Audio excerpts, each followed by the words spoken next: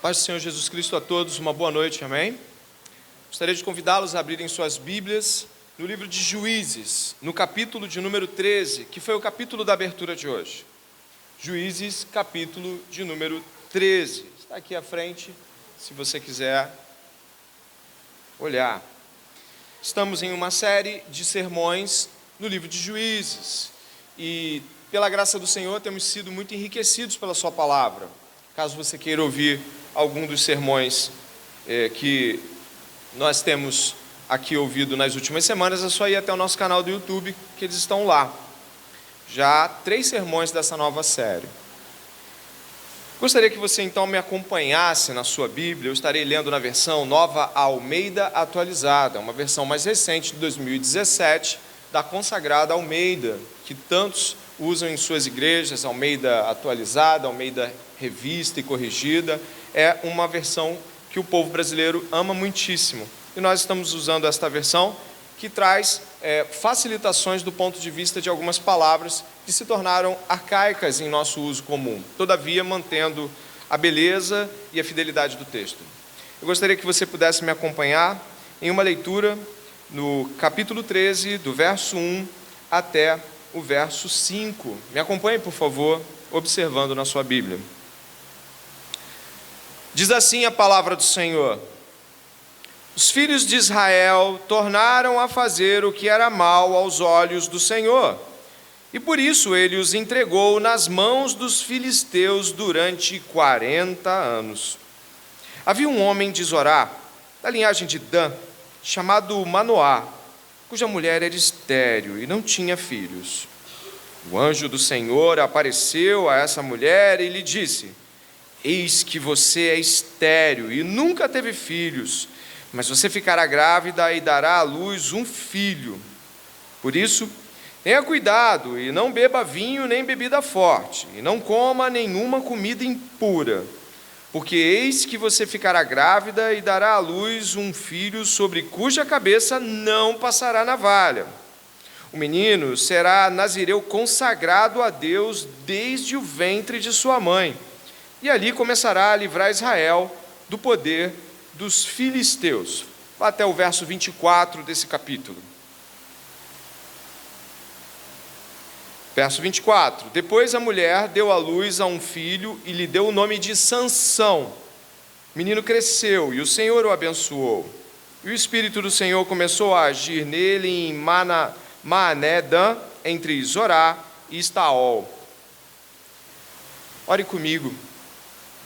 E peça a Deus que a palavra que vai ser pregada esta noite não seja ouvida de modo displicente, ou em vão, ou mesmo de tal modo como se você estivesse ouvindo mais um sermão, mais uma vez que você veio à igreja.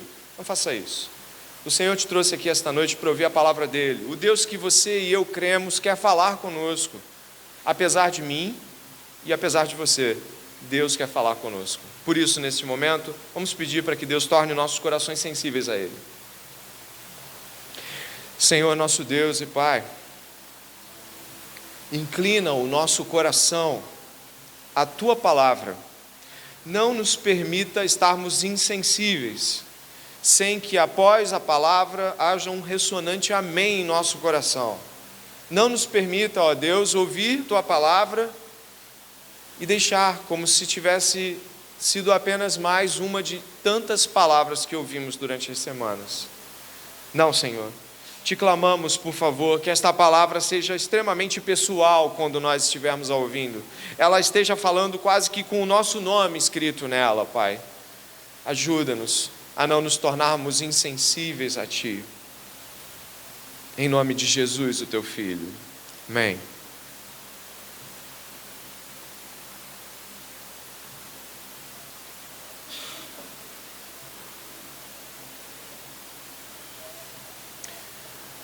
Temos há muito tempo, não somente hoje, com tantos e tantos filmes de super-heróis, temos há bastante tempo, pelo menos no Ocidente, há alguns séculos, a ideia bem marcada do que é um herói. Espírito nobre, um homem justo, que combate os inimigos e ele é claramente distinguível dos inimigos. Sim, os inimigos são bem diferentes dele, pérfidos, ingratos. Eles são basicamente aqueles que fazem o mal todo o tempo, e fica bem diferente o herói e o vilão. Personagens como o Super-Homem trazem essa separação muito claramente perceptível. São heróis clássicos e justos. Sou pai de 2 crianças e costumo apontar para as minhas filhas os heróis, mostrando os exemplos que eu quero que elas sigam. Acho que todos os pais fazem isso também. E todos os filhos aqui, que podem não ter filhos ainda, também ouviram: olha, isso é bom, isso é heróico, isso é nobre, e isso não. A palavra de Deus hoje nos traz uma narrativa onde o personagem central é o próprio Deus. E um personagem secundário muito famoso é Sansão, que é difícil de distinguir se é herói ou não às vezes. Às vezes você está torcendo por Sansão. Às vezes você fala assim: tomara que ele quebre a cara com o que ele escolheu. Sansão mistura essa perspectiva do herói com o anti-herói. E aqueles que já ouviram falar do homem mais forte da Bíblia e leram os textos que vão do capítulo 13 até o capítulo 16, que é onde nós vamos estar hoje em porções pontuais, já devem ter reparado como o personagem Sansão é às vezes muito difícil da gente entender. Pois é, diante do que estamos falando, torna mais difícil ainda a nossa compreensão encontrarmos o herói, anti-herói, confuso e distante de nossas perspectivas paradigmáticas de herói, o herói Sansão na galeria dos heróis da fé de Hebreus capítulo 11. Sim, do lado de Jefté, inclusive, que a gente não estudou, mas se você ler, você vai ficar assustado. O que está acontecendo? Será que o autor de Hebreus não teve contato com o livro de Juízes? Não. O autor de Hebreus é realmente um autor extremamente profundo no Velho Testamento. Se você lê o livro de Hebreus no Novo Testamento, vai ver que ele sabe tudo de Velho Testamento. Sacrifícios, ele sabe sobre sacerdotes, conhece bem a lei.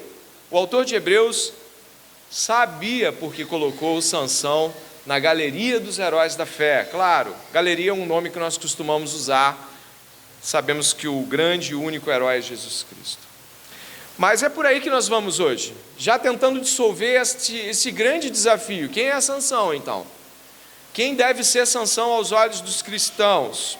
Eu gostaria que você pudesse, então, se dedicar a este momento e começarmos juntos essa jornada no capítulo 13 até o capítulo 16, como eu disse, em porções pontuais do texto. Gostaria que você repousasse seus olhos absolutamente só no verso 1, onde você vai ler: os filhos de Israel, complete para mim, tornaram a fazer o que era mal. É a 6ª vez que o livro de Juízes fala isso, de que os filhos de Israel fizeram o que era mal aos olhos do Senhor. Mas, se você puder observar, vai ter uma distinção, para você que esteve aqui nos outros sermões, ou então que você já leu o livro, há uma distinção desse começo aí. Vê se você não está sentindo falta de nada. Vê se você não está sentindo falta de... Então os filhos de Israel clamaram ao Senhor por um libertador. Exato. Se você puder observar, está faltando aquilo que nos outros textos do mesmo livro você encontra. E os filhos de Israel clamaram por um libertador. Mas aqui não tem. Aqui não tem libertador. Aqui você encontra os filhos de Israel não clamando. Estão há 40 anos sobre o jugo dos filisteus e não estão mais clamando. Houve uma espécie de acomodação dentro da atual situação que eles estavam.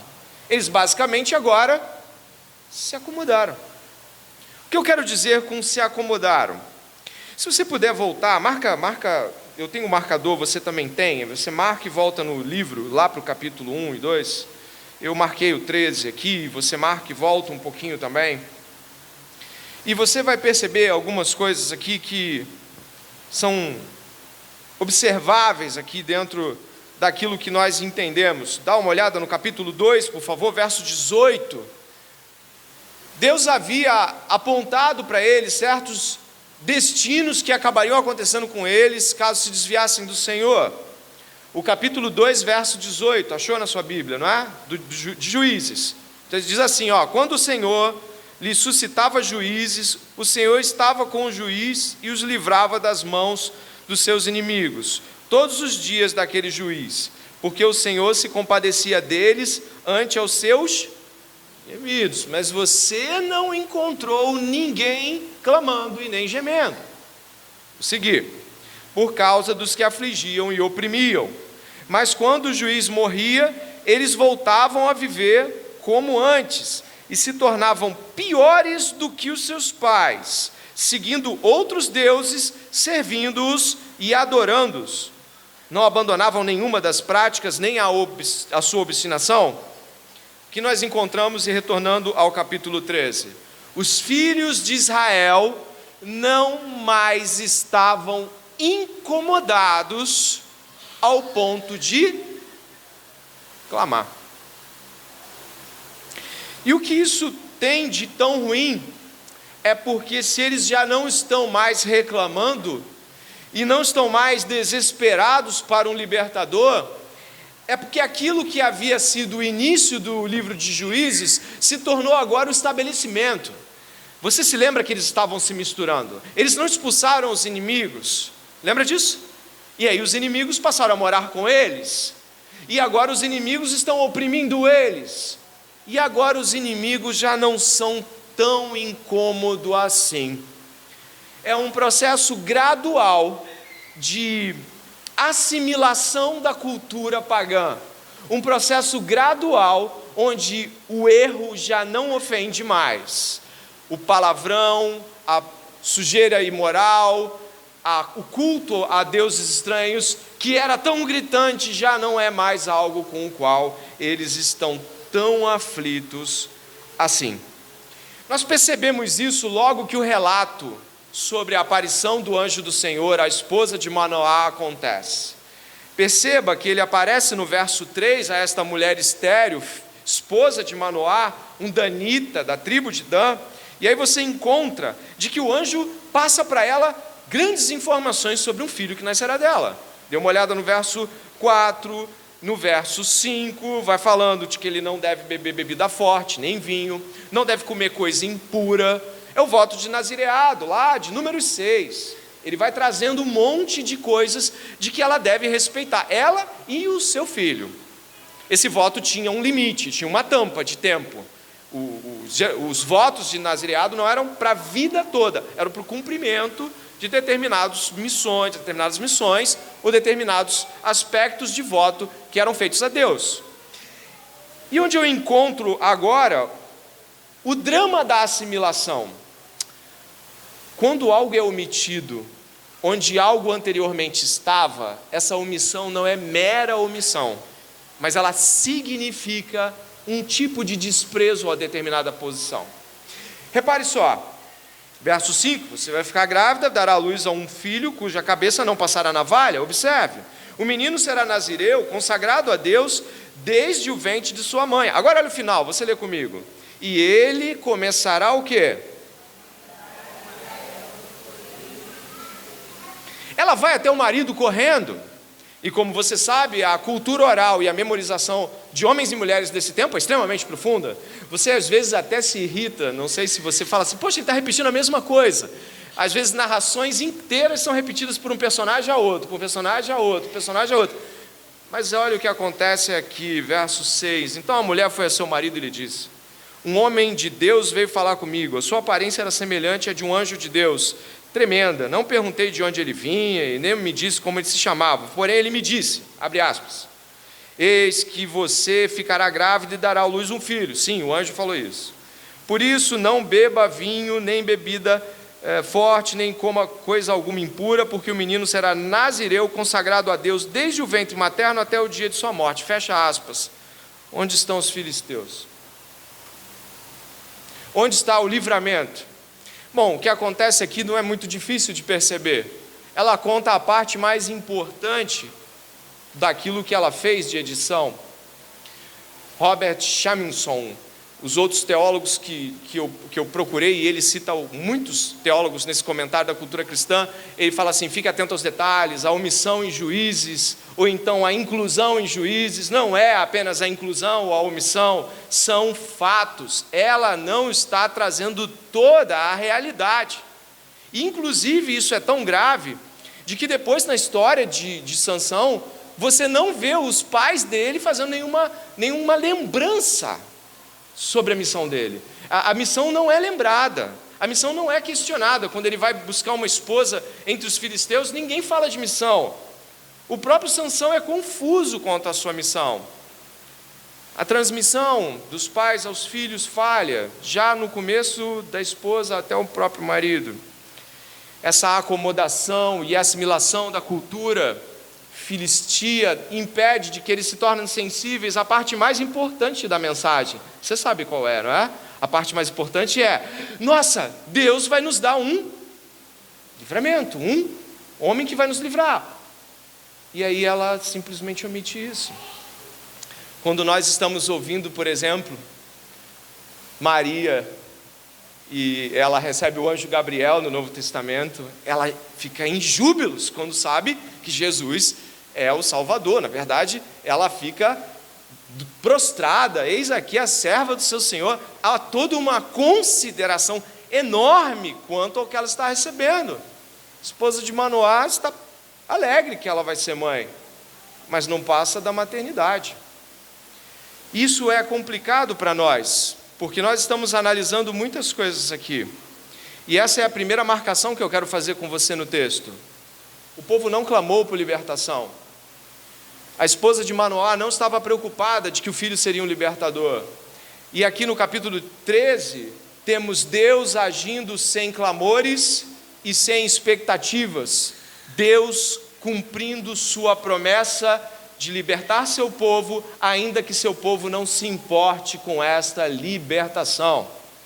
Isso é muito significativo para a própria mensagem do Evangelho, que nos aponta para Jesus buscando livrar aqueles que não queriam ser livres, buscando alcançar os inalcançados, ou aqueles que, de alguma forma, simplesmente não querem saber de sair de seu mundanismo.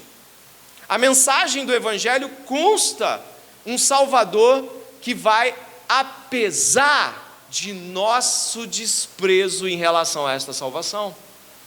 E esse texto aqui do capítulo 13, ele é tão completo que, diferente dos outros textos do livro de Juízes, de modos tão aproximados à realidade neotestamentária, o texto é trinitário. Se você observar o capítulo 13, Yahvé, o Senhor, é mencionado como aquele que está disciplinando o seu povo. Está ali no verso 1, parte A ainda, antes da vírgula. O Senhor, Yahvé, eu sou. Já na parte seguinte, no verso 3, o anjo do Senhor é uma figura teofânica. O que é isso, pastor? Ele é um tipo de representação pré-encarnada de Jesus. Observe, por favor, como é o impacto deste anjo do Senhor, aqui mesmo no capítulo 13. Dê uma olhada, por favor, ali no verso 17. Vá até o capítulo 13, verso 17.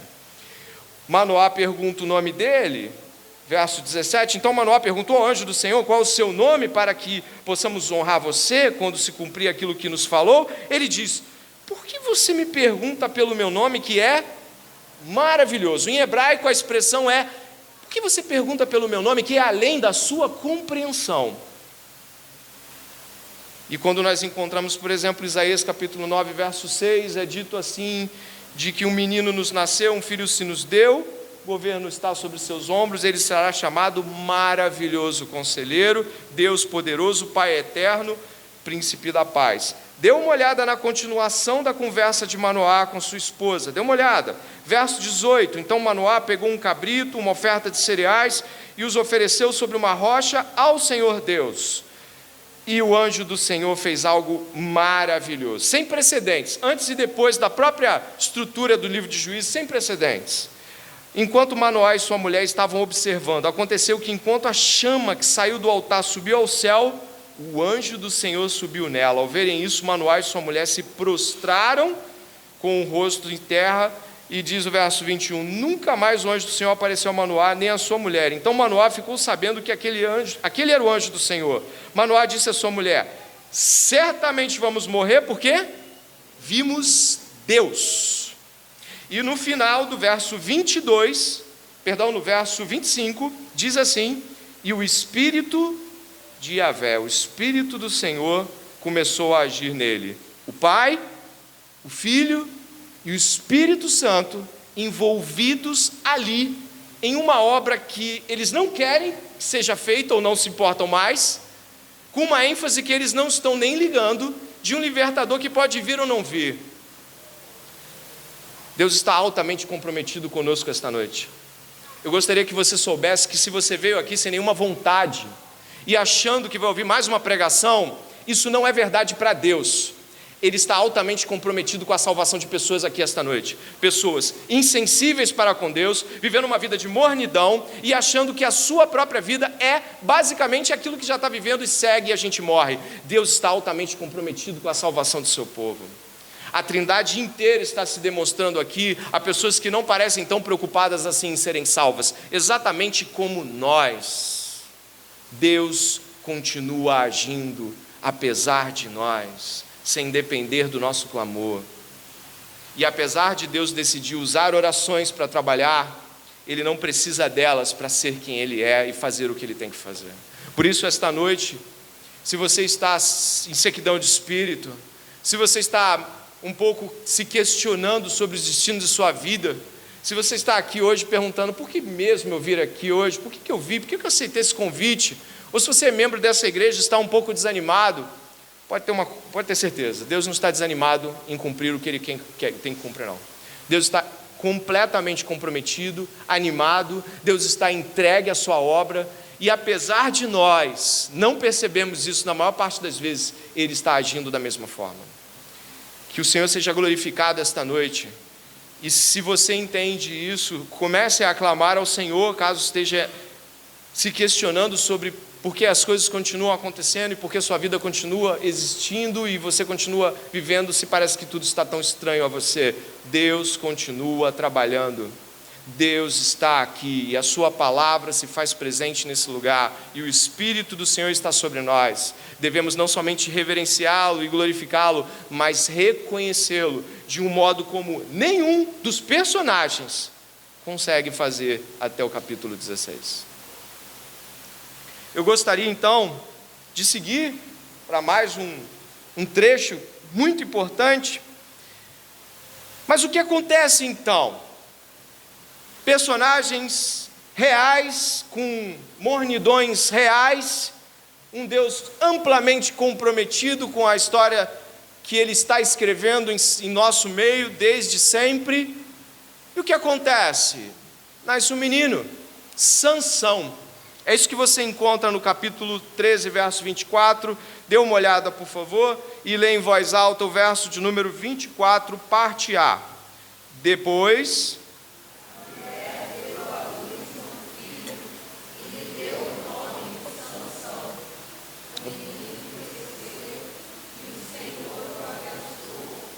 O verso 25 devia ser o começo para o novo capítulo, na divisão que temos, ele é o último. Mas o verso 25 começa com algo muito interessante. E o Espírito do Senhor começou a agir nele. A palavra no original aqui é inquietou ele. A palavra é transtornou internamente. Como você pode ver, há uma grande acomodação, assimilação de cultura pagã e um aparente descaso com a revelação. Ou pelo menos com a parte mais importante do que foi revelado. E o que acontece é de que Deus inquieta Sansão. Mas quem é este Sansão? Sansão tem uma missão, como você viu no verso de número 5. Ele vai estar libertando, ou começando uma grande libertação dos filisteus, que já há quantos anos estão? 40 anos dominando o povo de Israel. A inquietação que ele traz é muito significativa. A inquietação começa antes dele, né? A inquietação já começa a agir com Manoá e sua esposa. Manoá e sua esposa estão vivendo uma vida acomodada dentro de um campo de opressão, ok? Estão lá na deles. E quando Deus quer cumprir a sua obra, Ele nos inquieta. Eu gostaria que você pudesse reparar na própria história da salvação que é narrada nas Escrituras. Perceba o que Deus faz com Abraão. Ele chama Abraão e diz que vai lhe dar um filho. No outro dia, bota muitos anos aí para nascer essa criança. Deus inquieta Abraão e tira ele de sua condição pagã em Ur, na Mesopotâmia, e leva ele para uma jornada inquietante. O Espírito de Deus o traz e o leva e o joga diante de uma narrativa que ele não estava esperando. Ele agora espera por um filho, e essa descendência, diz o Senhor, será tão numerosa quanto as estrelas que ele não pode contar à noite. É uma inquietação. Se você perceber, também Isaac vai ter problemas com esposa estéril. Depois, se você perceber, quando você vai encontrar Moisés, ele está o quê? Bem dentro do Egito, ele está lá como um príncipe. E o que acontece? Ele se inquieta com a condição de seu povo escravo, mata um egípcio e vai embora. 40 anos depois, Moisés está apacentando ovelhas, está tudo pacificado, calmo. E o que Deus faz? Vai libertar o meu povo. Você pode perceber que essa história não para. E aí a gente pode olhar sem dúvida nenhuma para Manoá e sua esposa. E depois? Depois você vai encontrar aquela vida acostumada com o paganismo de Elimeleque e Noemi. Você conhece essa história? Então Deus mata todo mundo ali, mata o marido, mata os filhos, e Noemi tem que voltar para sua terra, perder aquela aparente bonança que a terra dos moabitas tinha, e vai passar dificuldades. E aí tem Ruth, e o avô de Davi nasce, e uma história de inquietação surge também. Se você puder ir além disso, vai ver Davi lá dentro do seu mundinho de apacentador, e Deus o tira das ovelhas, inquieta e inflama o seu coração contra Golias. E dali segue a história que nós conhecemos como a história do rei Davi. E temos Maria, pronta para casar. Estava tudo indo bem, mas então ela é colocada diante da seguinte questão: ela está lá gerando a luz, dando à luz a um filho, ela não é casada, isso vai lhe causar uma infâmia enorme, e está lá o apóstolo Paulo, feliz da vida, fariseu, filho de hebreus, pai e mãe, tribo de Benjamim, aos pés de Gamaliel, cidadão romano. O que Deus faz? Inquieta o apóstolo Paulo. Deus inquieta os acomodados, em condições aparentemente ou acomodadas porque parece que a vida já deu, ou acomodados nos seus pecados, e Deus os inflama. E aqui a palavra que você encontra não é agir, mas é inquietou o espírito de Sansão. Mas Sansão é um personagem extremamente esquisito. Sansão é filho do seu tempo. Você sabe, conhece essa expressão, né? Filho do seu tempo. A expressão quer dizer o seguinte: Sansão é meio judeu e meio filisteu.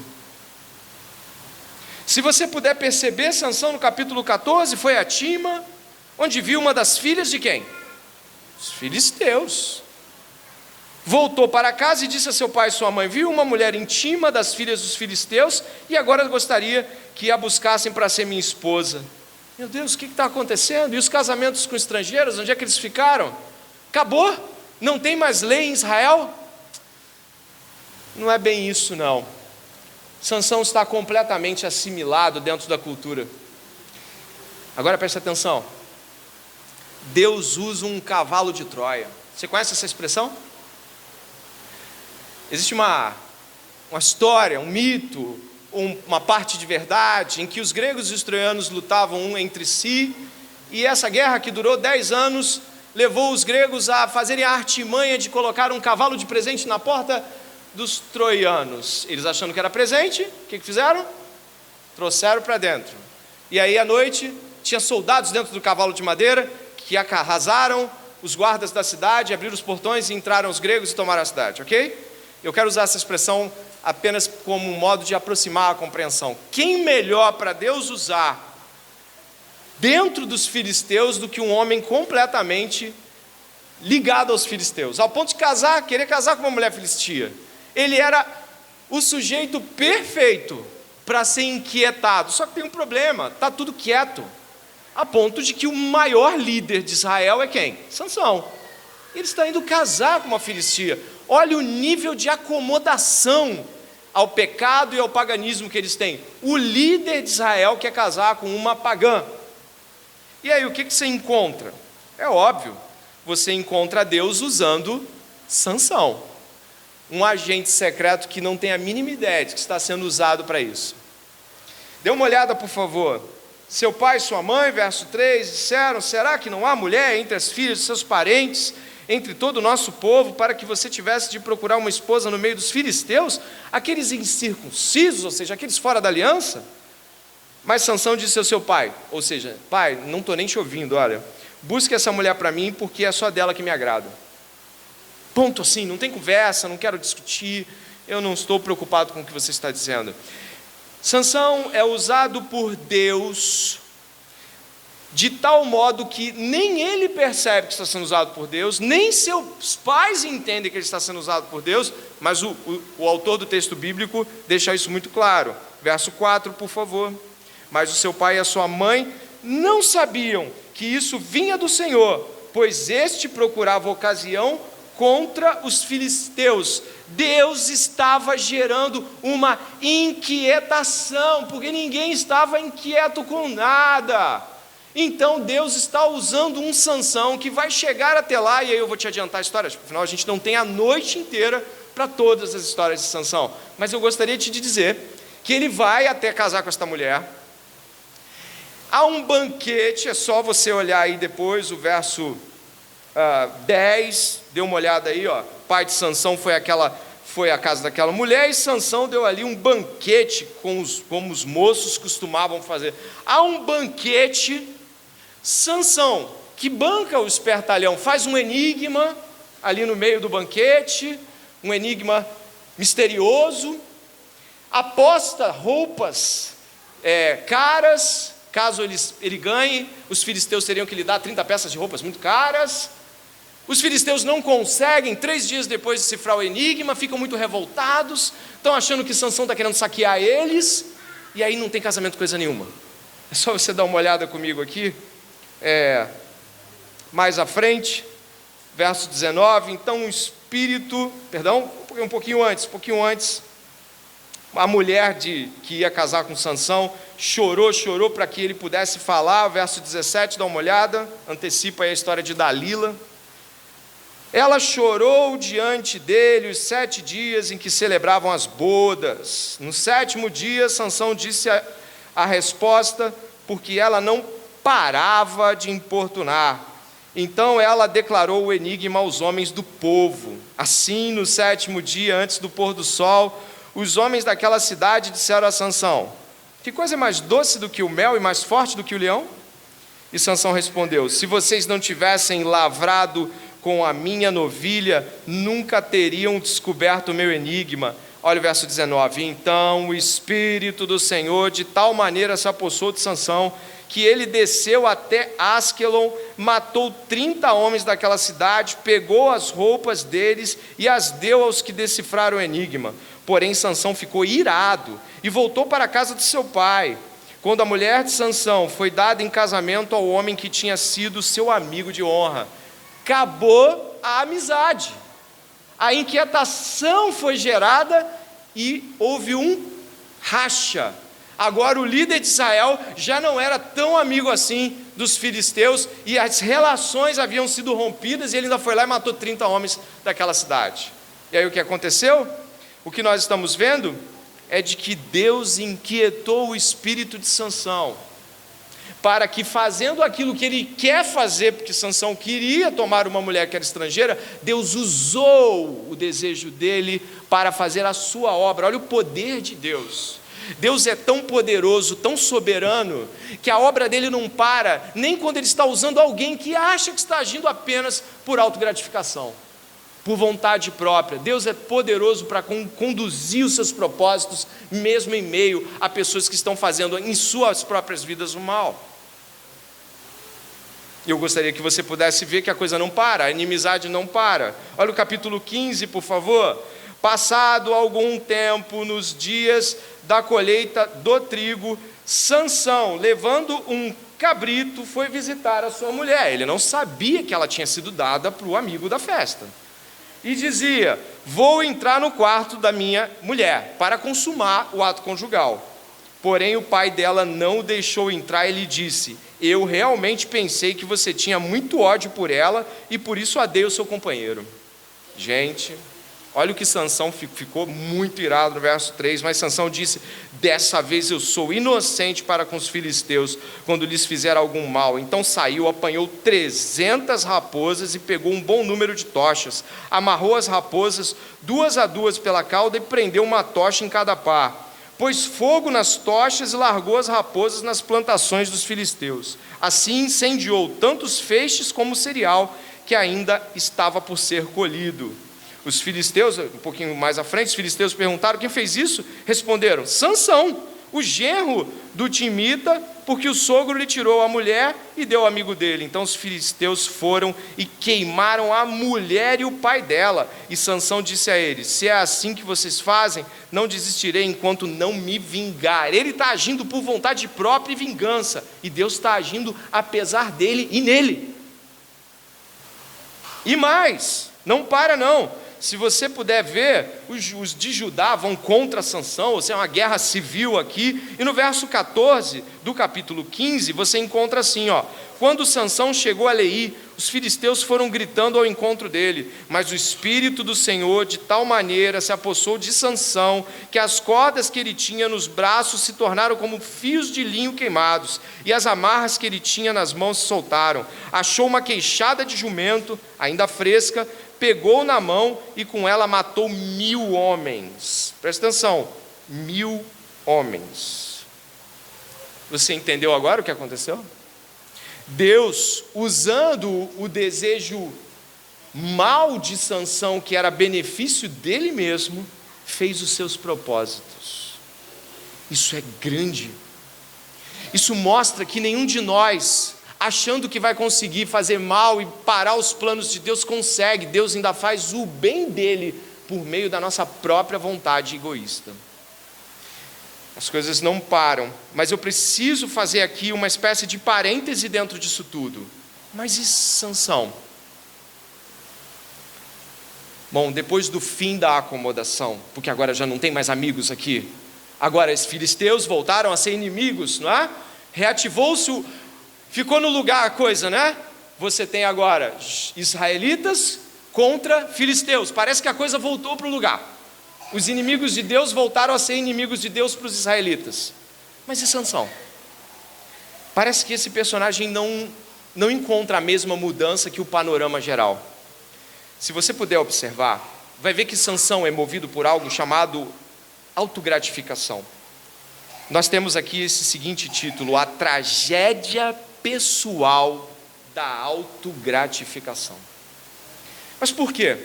Embora Deus esteja usando Sansão, ele não percebe. Embora Deus esteja usando ele poderosamente, ele não está sensível à presença de Deus. Mas por quê? Veja o capítulo 14, e nós vamos andando aos poucos.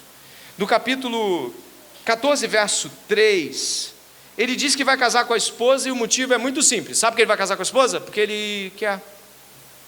Porque ele se agradou dela. Eu gostei, eu vou casar com ela.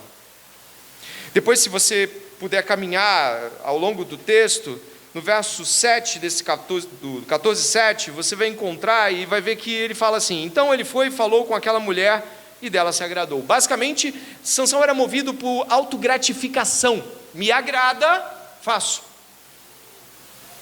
é agradável aos meus olhos, eu faço. Mas vai mais, capítulo 14, verso 8 e 9. Sansão faz uma coisa estranha, terrível e imunda ao seu povo. Ele mata um leão e depois ele encontra, por algum motivo, caiu uma enxame de abelhas, um pedaço de colmeia, foi jogado no corpo daquele leão, por algum motivo que nós não sabemos, o texto não relata, mas ele mata o leão, depois ele vai olhar o corpo, vê que no corpo do leão tem um favo de mel. O que ele faz? Pega o favo de mel e come. Sansão às vezes me parece um cara muito louco, né? Parece tão impulsivo e tão dado a fazer o que bem entende da sua mente, que ele toca num corpo morto. E nós sabemos o que isso representa para um judeu, e mais ainda, para um nazireu. Se você puder avançar, o capítulo 16... vai encontrar, na verdade o capítulo 15, né, o capítulo 14, 10, ele vai fazer um banquete comendo com os pagãos, no capítulo 14, verso 10, e no capítulo 16, já abre assim, olha, Sansão foi a Gaza, viu ali uma prostituta e teve relações com ela. Basicamente, Sansão era movido por instinto pessoal. E apesar disso, Deus usava Sansão em seus propósitos. Isso é o tamanho de Deus.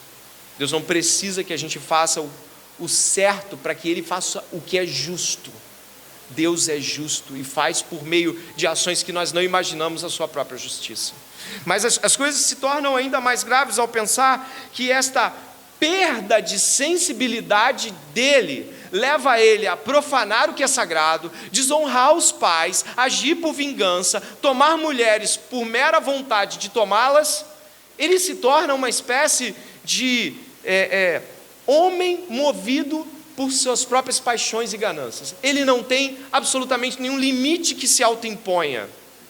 Esse líder vai se transformar em sua própria ruína. E o que temos então? Bom, você deve ter visto o capítulo 15, verso 9. Judá não estava apoiando Sansão. Eles estavam contra Sansão e amarraram Sansão para entregar para os filisteus. Ele não tinha reconhecimento de liderança em Israel. Você não vê Sansão se relacionando com nenhuma tribo. Você não vê Sansão se relacionando com nenhum tipo de liderança. Dentro da sua perspectiva relacional, Sansão só se relaciona com os inimigos e com sua própria vingança e prazer pessoal. E as coisas vão avançando, ele flexibiliza os mandamentos, quebra as ordenanças, e apesar do seu chamado, ele não o valoriza em nenhum momento.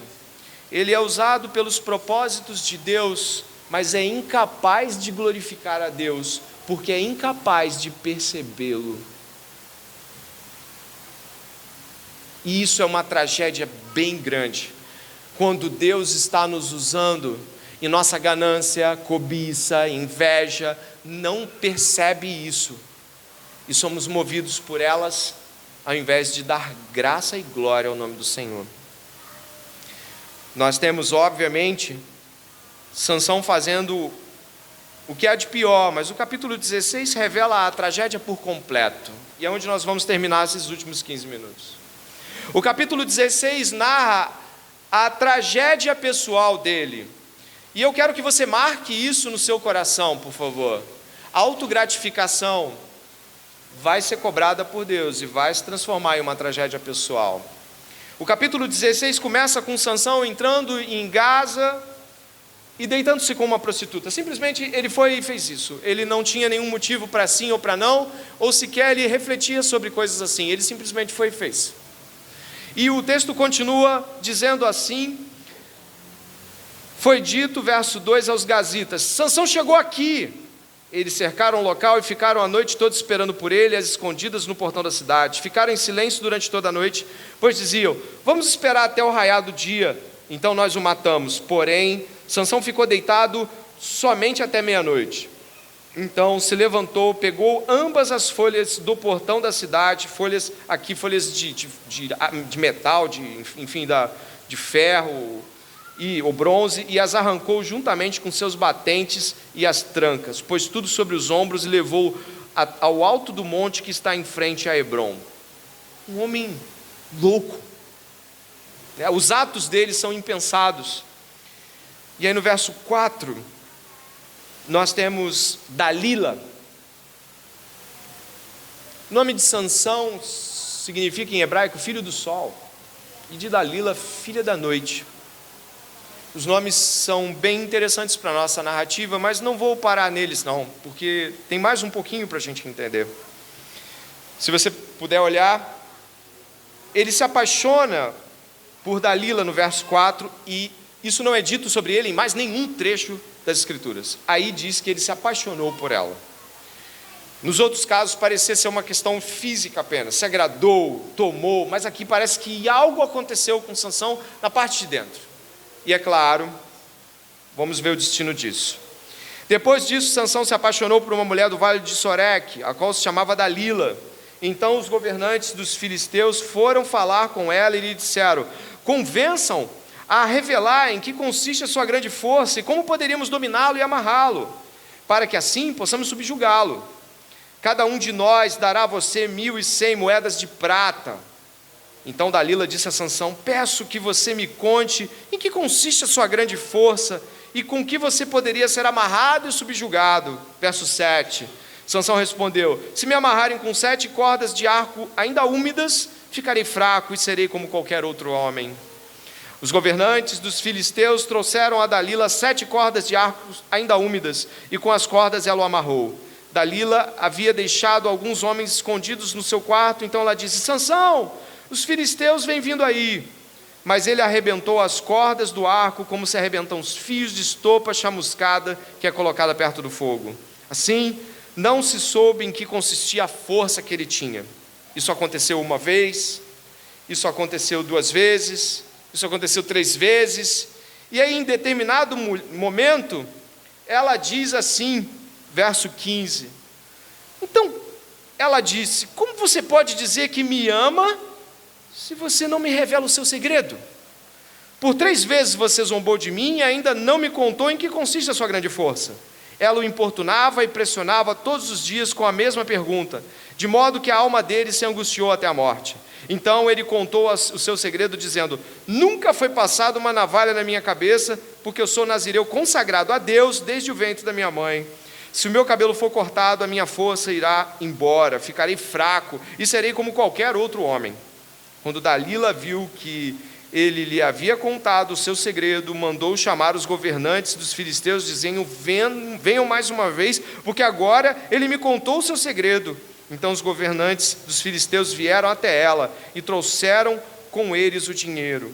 Dalila fez com que Sansão dormisse no colo dela, e tendo chamado um homem, mandou rapar as 7 tranças da cabeça, e assim começou a subjugá-lo. Sansão havia perdido a sua força. Então ela gritou: Sansão, os filisteus vêm vindo aí. Ele despertou do sono e disse consigo mesmo: vou sair como das outras vezes e me livrarei. Mas ele não sabia ainda que o Senhor já havia se retirado dele. Então os filisteus o agarraram, furaram os olhos dele e o levaram para Gaza. Preste atenção. Ele pensou que ele poderia fazer o que quisesse. Ele pensou que ele poderia quebrar da mesma maneira como quebrou os outros votos. Ele tomou bebida no banquete do casamento. Ele tocou no corpo morto do leão. Ele comeu comida impura no banquete dos pagãos. E agora ele achava que a última parte do voto ele podia fazer também. Então ele mandou cortar o cabelo. Mas por que eu digo que mandou cortar o cabelo? Porque ele sabia das intenções de Dalila. Ela já havia feito uma vez, feito outra vez, feito outra vez. O que ela ia fazer agora sabendo do cabelo? Não vamos pensar que Sansão foi pego sem cabelo. Sansão não... agora eu estou sem cabelo. Não, ele falou: vou fazer que nem eu fiz das outras vezes. Eu vou levantar, só que ele havia quebrado a última fronteira de seu pecado. E eu gostaria que você pudesse perceber que ele brinca com Dalila como ele brinca com todo mundo ao redor de sua jornada. Ele brinca com o enigma do pai da moça de Tima. Ele brinca com as raposas amarrando e soltando. Ele brinca com a vida. Ele brinca e acha que em nenhum momento, Yahvé, o Senhor, vai parar e vai falar assim: não, agora chega. Então Deus disse: agora chega. E Tiago, capítulo 4, diz um trecho que devemos refletir sobre a amizade com o mundo, que começa com a tolerância. Sim, começa: eu tolero, depois eu assimilo, depois me torno um amigo e dou o meu coração, como ele fez. Adúlteros, vocês não sabem que a amizade com o mundo é inimizade com Deus? Leia o final comigo. Quem quer ser amigo do mundo, e aqui o Senhor se afasta dele. Furam os olhos dele, botam ele para rodar uma moenda de animais, e ele serve para ser objeto de chacota, dançando nas festas do deus Dagom. Deus, eu coloquei nesse título, Deus não deixa o pecado impune. O final de Sansão é trágico. Ele não passa impune pelos seus pecados. Preste atenção, Deus pune os homens pelos seus pecados. Deus imprime castigo, ainda que este castigo não lhe seja justificatório quanto à sua culpa. Deus nos imprime as consequências dos nossos pecados, mesmo assim, sofrendo as consequências dos nossos pecados. A culpa não vai embora diante de Deus. Você não recebe de Deus as consequências do pecado, e aí por você estar passando as consequências do pecado, você é justificado. Não há justificação, ou seja, você não se torna justo por ter pagado o preço da sua maldade. A dívida com Deus continua. E ele passa a ser objeto de desprezo e zombaria. Se você puder ver ali o verso 23, 24, ações de graça para Dagom, o deus dos filisteus, pela prisão dele. Verso 24, o deus Dagom entregou Sansão. Verso 25, com alegria no coração disseram: mande vir Sansão, para que ele nos divirta. Aquele que zombava, agora é motivo de zombaria. E avançando e terminando o texto, Sansão se assimila muito aqui a personagens como Saul. A trágica história de Saul, o primeiro rei de Israel, é que Saul vai para uma guerra que já havia sido perdida porque Deus não estava com ele.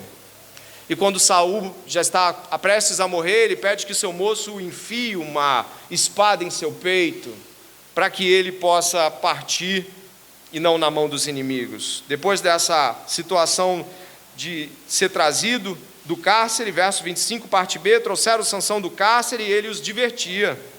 Quando o fizeram ficar em pé entre as colunas, 26, Sansão disse ao moço que o guiava pela mão. Repare que o autor busca similaridades com a história de Saul aqui.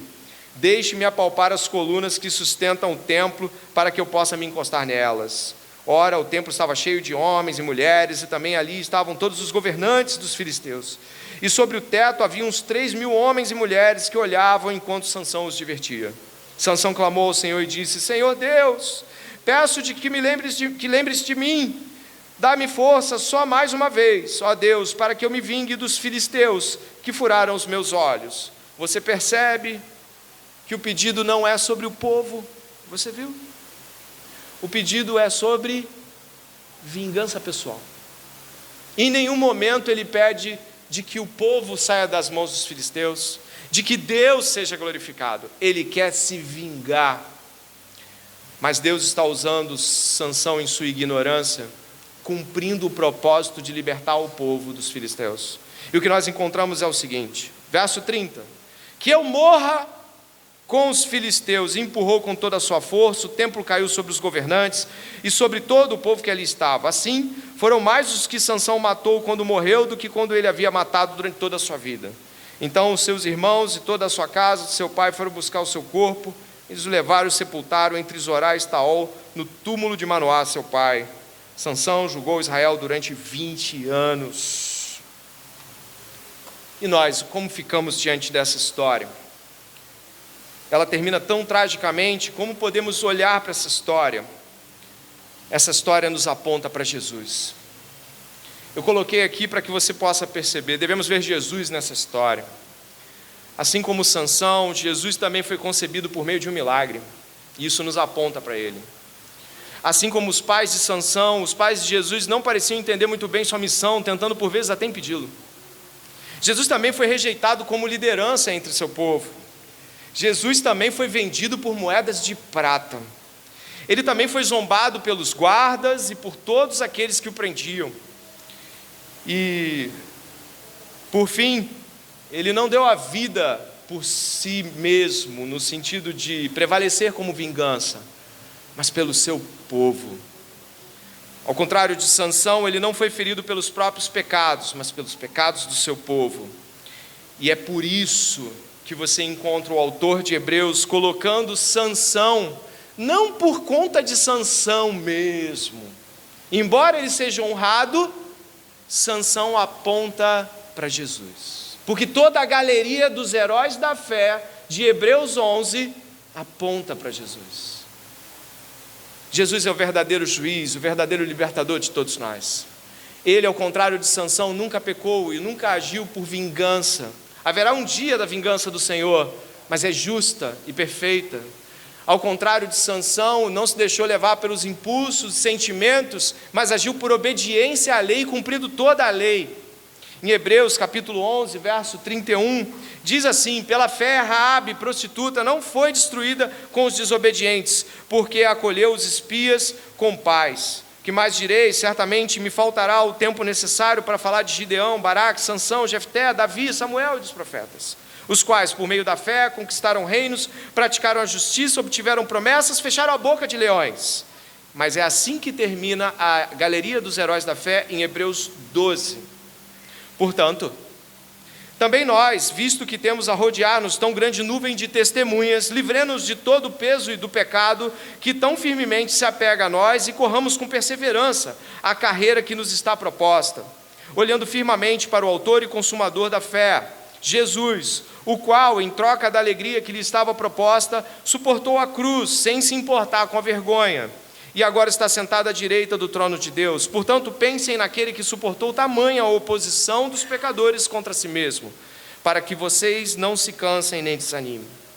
Jesus é o Sansão perfeito, ele é o libertador perfeito, e nós também podemos, infelizmente, nos identificar com Sansão. Homens e mulheres imperfeitos, que muitas vezes nem sequer percebem que estão sendo usados por Deus em propósitos de Deus. Covardes, vacilantes, desanimados, prestes a se acomodar quando Deus manda a inquietação. Sansão tem um enigma que eu vou projetar aqui e você encontrou no capítulo 14. E o enigma é o seguinte: Sansão disse: do que come saiu comida, e do forte saiu doçura, e em 3 dias não puderam decifrar o enigma. Podemos relacionar facilmente isso à mensagem do Evangelho. Do leão de Judá, do forte, daquele que come e poderia destruir, saiu a doçura que esta noite nos aponta para a salvação. O que eu espero para mim e para você esta noite é que você possa, em Cristo Jesus, entender que você é um herói imperfeito, fraco e vacilante, diante de um Deus que está altamente comprometido com a sua obra e que vai fazê-lo. Das duas, uma: ou você vai ser usado por Deus e vai ter um fim trágico e nunca dará glórias a Deus, mas vai ser usado por Deus a si mesmo, ou você vai dar glórias a Deus como Jesus Cristo, que foi obediente até o fim e 3 dias depois mostrou a vida eterna a todos os que creem. Se você crê na mensagem do Evangelho e entende que o Senhor falou com você, ore comigo nesta noite. Pai, em nome de Jesus, graças te damos, porque o Senhor, bom como é, nos mostra mais uma vez que não conta com a força humana para vencer, que não conta com as capacidades individuais, que não conta com nada que nós temos ou somos, e sequer, Senhor, os nossos pecados podem ser obstáculo para a Tua grande obra, mas sim, Deus, podemos terminar tragicamente buscando a autogratificação, ou podemos buscar a obediência e a glória dos justos. Que nesta noite a mensagem do Evangelho tenha alcançado cada homem e mulher vacilante, assim como eu, que depende da esperança que o Senhor nos dá na mensagem de que o Evangelho veio para os que não conseguem. Eu não consigo, Senhor, e eu preciso de Ti. Que os que estão aqui também precisem e clamem ao Senhor pelo seu libertador, o verdadeiro Sansão, Jesus. Em nome dele oramos. Amém.